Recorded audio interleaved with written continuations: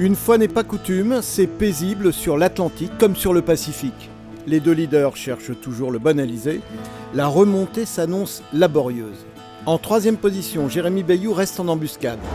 Bon, les alizés, il faut bosser pour avancer, hein. Donc voilà, je passe beaucoup de temps au réglage du bateau. Mais on va dire que c'est plutôt sympa parce que toute la période Grand Sud, c'est des périodes où tu peux pas trop sortir, mettre la tête dehors pour régler les voiles. Quand c'est un peu plus calme, comme dans les alizés, tu profites. C'est l'essence même de la voile, hein. Dick, Elias et le Cam jouent au chat et à la souris à coups de virement de bord et font tourner le classement en girouette tellement ils sont proches. Jean-Pierre Dick a donc décidé de tenter une option par l'ouest. C'est pas du tout ce qui va fonctionner. En tout cas, je suis parti sur une option. Ça fonctionne.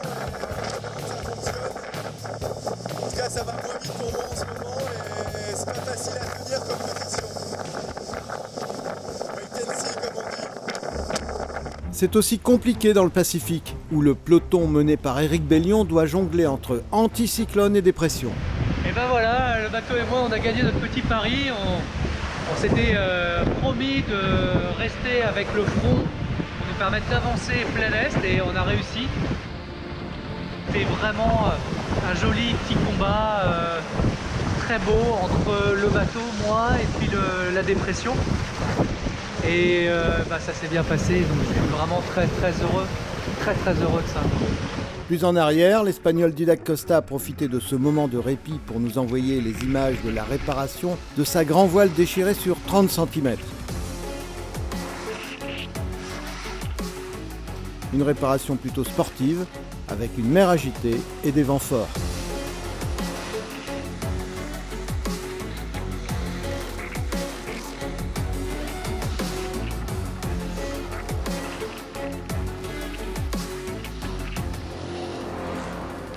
Une réparation qui lui a permis de revenir dans la course avec cette volonté, cette ténacité qu'on lui connaît, lui qui était reparti des Sables d'Olonne 4 jours après l'ensemble de la flotte. 62e jour de course sur le Vendée Globe pour la flotte des 18 bateaux, toujours en mesure de rallier les Sables d'Olonne. À l'arrêt aux Antipodes, depuis mardi dernier afin de vérifier l'état de son gréement, Sébastien Destremo a repris la mer hier matin. On est reparti, ça y est. On est de nouveau. On est de nouveau en course. C'est top.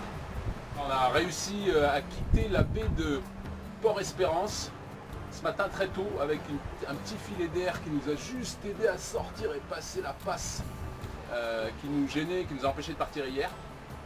Donc vraiment très heureux de cet arrêt. On refait route vers les Sables d'Olonne. Sébastien Destremo qui ferme la marche un peu plus de 17 000 km derrière le leader Armel Lecléache.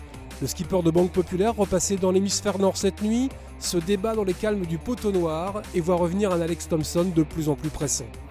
Je peux dire que les conditions sont idylliques, ça va assez vite, c'est un peu irrégulier mais ça se passe pas trop mal. Toujours en appui sur le foil comme vous pouvez le voir ici. Pour l'instant, le routage annonce 11 à 12 jours pour rejoindre les Sables d'Olonne. Et j'espère que je vais avoir l'occasion de combler mon retard. Avec un peu de chance, Armel sera sûrement ralenti et je vais continuer à aller vite. On croise les doigts, je me dépense sans compter et on verra bien ce qui se passe. En 12e position au milieu de l'océan Pacifique, Fabrice Amédéo n'a pas fini de nous surprendre. Vous prenez ses goûts musicaux très éclectiques, vous lui donnez un cerf-volant sur lequel il fixe une petite caméra, et voilà ce que ça donne. Niores Matmut par 50 degrés sud qui déboule sur mer plate. On se croirait en été vers le Cap Horn. C'est magique. Wouh!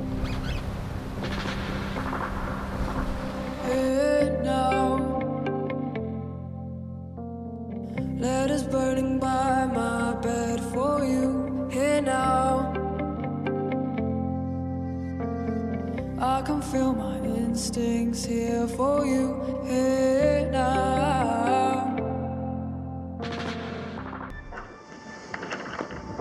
Pour le passage de l'équateur. All right, for the crossing of the equator, cheers to Neptune. Yeah, it's a little warm. La dernière fois qu'on était passé Last we là, were here was on November 16th. So we're back with the head straight now. the Northern Hemisphere. Ça fait du bien. Feels good.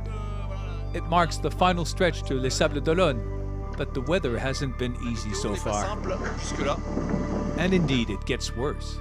Armel followed around the equator 17 hours and 49 minutes later by Alex Thompson is stuck in the up-to-their-reputation doldrums. Both men will face the best they can the Azores High, which is going to block their way at the beginning of the week. The Pacific also has its doldrums' own pacing, especially for the skippers around the Point Nemo, the most isolated place on the planet. On board Michaeline, we're by 52 degrees south.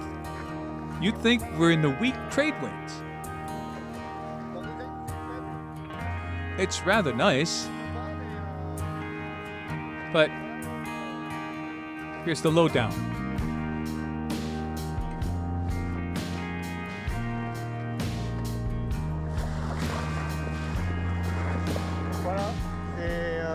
There's a nice side to it, but it's also stressful because we're not going fast at all.